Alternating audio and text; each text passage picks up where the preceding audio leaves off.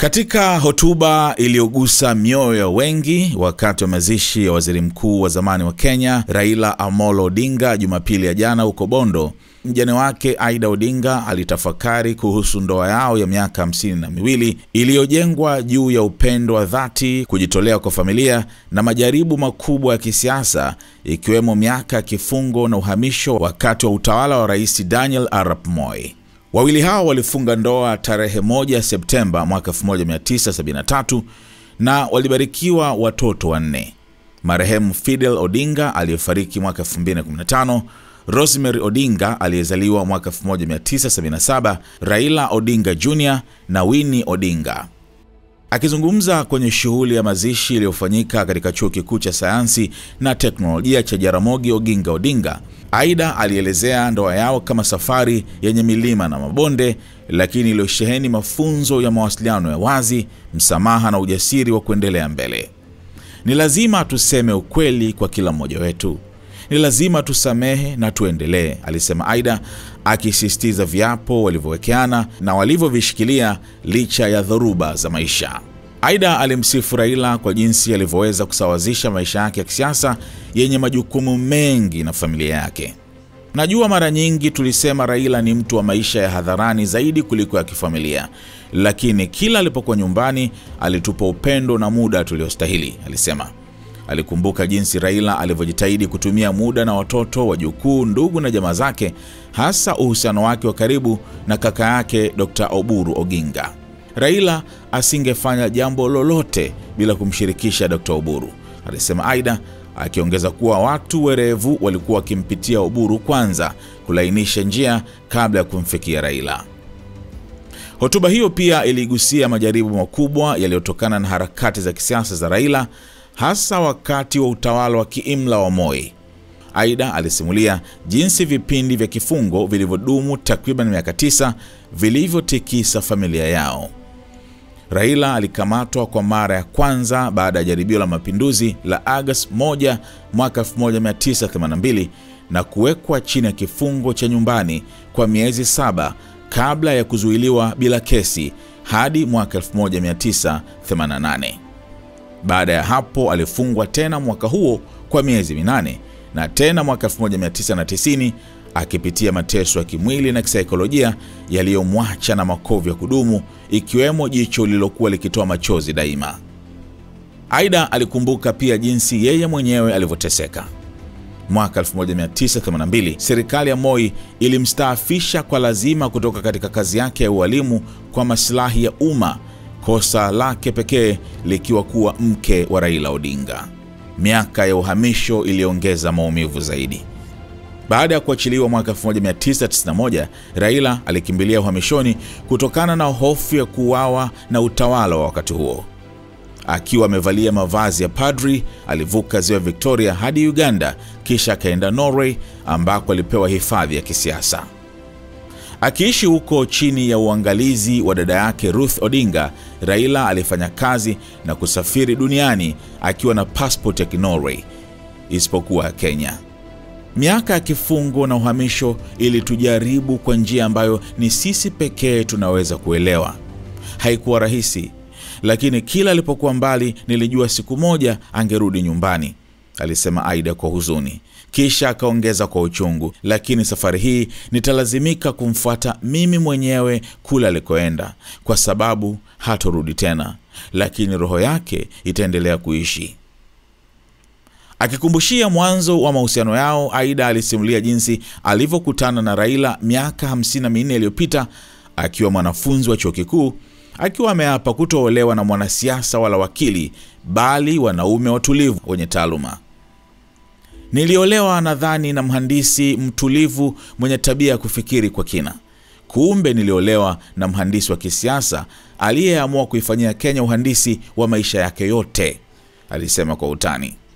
Aida alisema alijifunza haraka kuwa mke wa mwanasiasa, akijua urafiki unaweza kubadilika, maadui wakageuka marafiki. Pamoja na yote, alisisitiza kuwa kamwe hakujutia ndoa yake.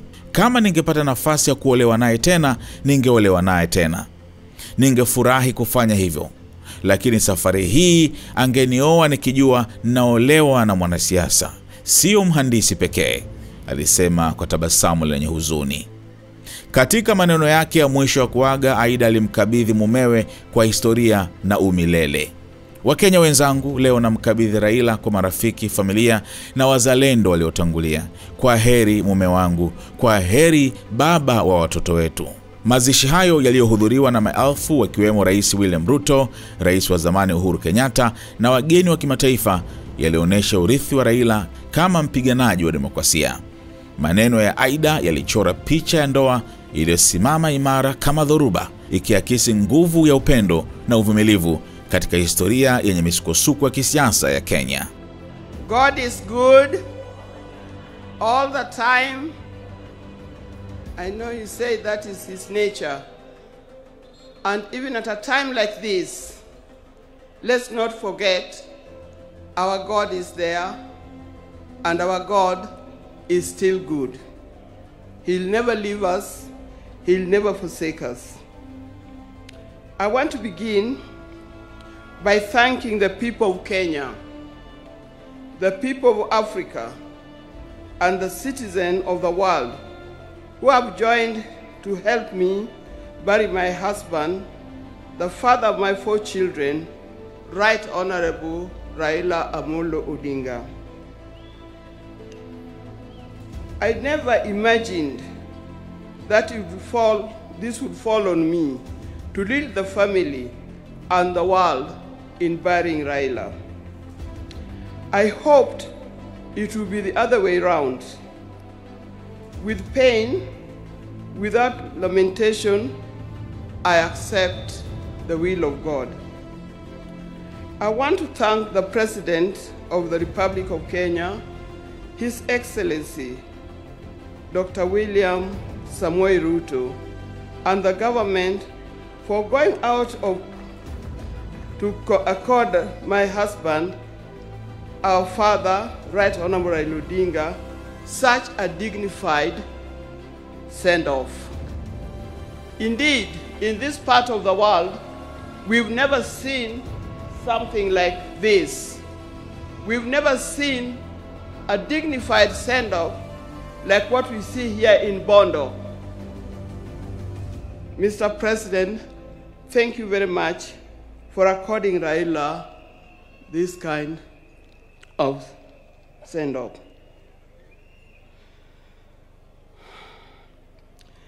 Mr. President, my family is grateful to you for being a man of his word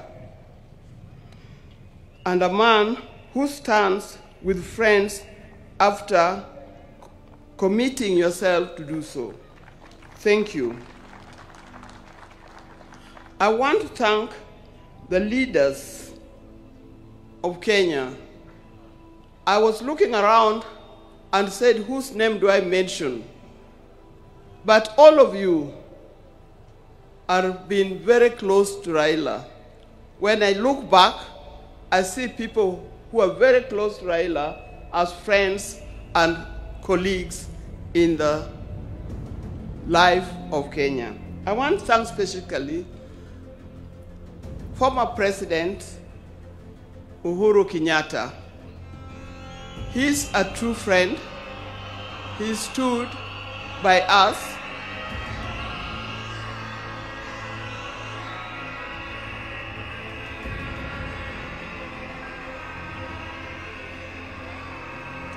Yes, thank you. I want to thank once again of leaders from Kenya and across the world who have taken their time to mourn with us and to mourn with the family. And for this kind thought, you have spared your time to be here today. I know there are many, many leaders from other parts of Africa. His best friend, Papa Olusegun Obasanjo. Thank you very much for being here. Thank you very much. He comes from Nigeria, for those of you who can remember. And if you remember, after Jaramogi's death, he was here and opened the museum. I would also want to thank Her Excellency, Mrs. Morgan Shangarai from Zimbabwe. Thank you very much for being with us. I know there are many others, and I'm going to write special letter to all others when the time comes, because I'm not able to mention them by word. Your words, your letters, your social media posts has gone a long way in lessening our pain and lifting our spirits. Thank you very much for that. Raila has been my husband for the last 52 years. Many of you who are here are younger than 52 years. You could easily have been our children. Like all the couples and families, we also had our ups and downs. But we've learned one thing, and that is we must talk straight to one another. We must forgive and move on. Now, juggling the family life and public lives exert extreme pressure and demands on us from time to time. I know most of the time we used to say Raila is more of public life, political life, than he is for family life. But every time he came, he gave us what we deserved. I remember he attends to each one of us individually according to our needs. And that is not only his children and grandchildren, but also to his brothers and sisters. When Oburu was here, he didn't emphasize. But I think the next person, after loving me, the other person that he loves, leave alone his children, is Dr. Oburu. Raila would not do anything without consulting with Dr. Oburu. And if you wanted to know more, and you wanted to get to know what he's going to do, if you are clever, you talk to Dr. Oburu first to talk to him, so that he softened the way for you to talk to him.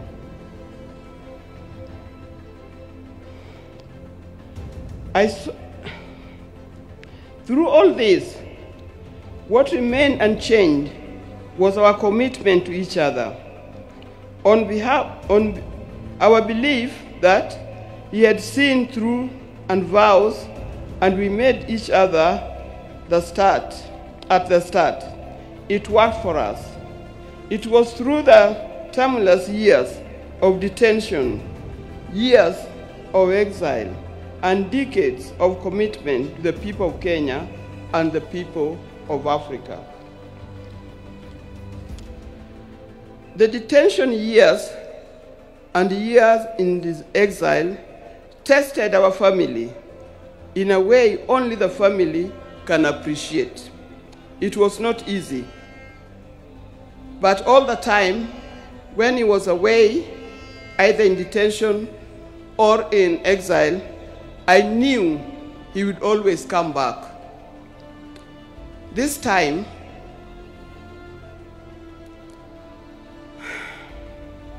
I'll have to join him wherever he has gone, because he'll never come back. But the spirit lives on. When I first met Raila, some 54 years ago, I didn't see his political side. I didn't see it coming either. He was not a politician in any form. I knew his father was, but him was different. And with my friends, then I was at the University of Nairobi, we were young, idealistic ladies who swore not to marry. We swore to marry calm, professional men, not those who give the loudness of politics. I saw we had no time for the people who are doing political science, the lawyers and so forth. We didn't know what was coming. In my group, and they know them, the group of the sisters were with at the University of Nairobi, people like Leo Duol, Gladys Okoth, Deborah Kiai, and so forth. You know you very well. Out of my group, I was the first one to marry. I married an engineer, a man of calm demeanor and reflective character. They all congratulated me because of that. Little did I know I was marrying a political engineer who would proceed to make engineering of Kenya his lifelong project. I didn't know. From the turn of events, I came to understand firsthand that they mean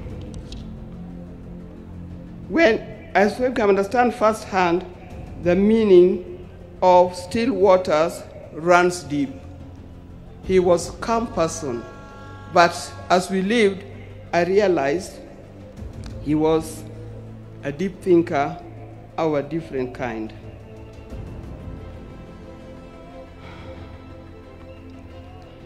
From this turn of events, I come to understand firsthand that Raila was not just an ordinary engineer, but a political engineer.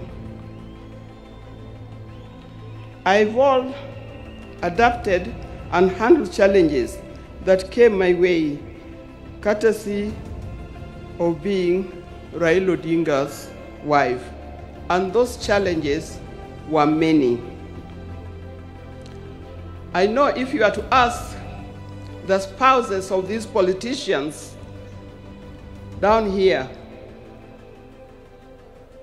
they will tell you the challenges are many and not easy to cope with.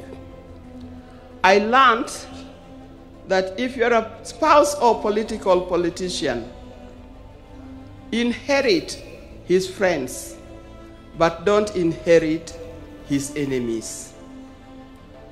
Why do I say this? Because you'll be standing there, you'll be sitting there at home, thinking so-and-so is an enemy of my husband, because he belongs to a different political party or he comes from a different area. I tell you, you will be wrong. Don't inherit in his enemies, because tomorrow you'll find that those people that you thought were his enemies are his best friends, and you'll be left out. Be careful when you are handling his friends. Inherit his friends, but his enemies, let him deal with them the way he made them.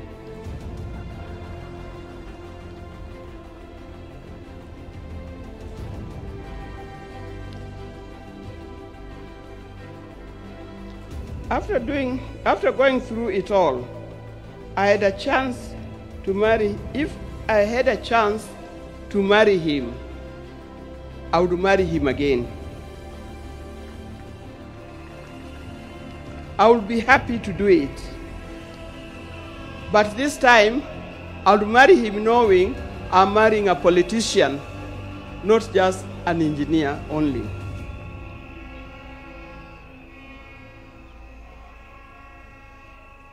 But Raila never really stopped being a production engineer. It has been said, but he also practiced it. He started the East African Spectre, the company that manufacturing gas cylinders, and that is thriving in that. Those who are working for East Africa Spectre, please try to keep up his legacy of making it a real big industry that Raila intended it to be. Raila was always disturbed by the fact that Kenya was not moving as fast as he expected. At the turn of independence, Kenya was at par with countries like South Korea, with countries like Thailand. I think we're even ahead of many other large countries. But these countries have moved very fast. They've moved very fast to be first world countries. Kenya, we are still dragging a little. This thing can be changed. I've traveled in many countries. In 1995, during the International Women's Decade that was in Beijing, we went to Beijing, the women of the world went to Beijing, and what I noticed that the tallest building in Beijing was a 4-story building, and it was a hotel. I also noticed, that's me, that many of the people who are working in Beijing, the Chinese, they were wearing what we call overalls, the things that industrialists wear in the factory. They were either yellow, red, blue, green, or any other. And everybody was moving in a rickshaw. Go to Beijing today, you can see a different world. It can be done. Even in Kenya, we can change it. With hard work, determination, focus, we can change our country. And as I'm talking here, I know we have leaders here. Please focus in changing the country. Let's not seek leadership to enrich ourselves. Let's not seek leadership to acquire wealth for ourselves, but acquire wealth for Kenya and acquire wealth for our generation to come.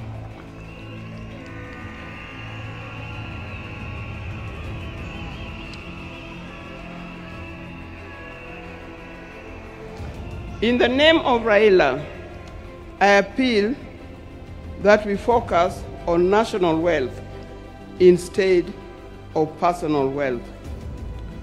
I appeal that we work on quality education, education that will lead us to be people that God made us to be. I appeal that we have our nation in order, correct our health institutions so that it gives us the kind of life that we need to live. There are many others. Dear Kenyans, today I surrender Raila to friends, family, and patriots who went ahead of him. I surrender Raila to eternity, and I surrender Raila to all the ages. I know he's comfortable where he is. I know he deserves to be in the company where he is. And I pray that when my time comes, I'll join him there in heaven realms. Fare thee well, my dear husband. Fare thee well, father of our children. Fare you well, the friends of many. If you were to start again, I would be there with you. Thank you, and may God bless you all for being here.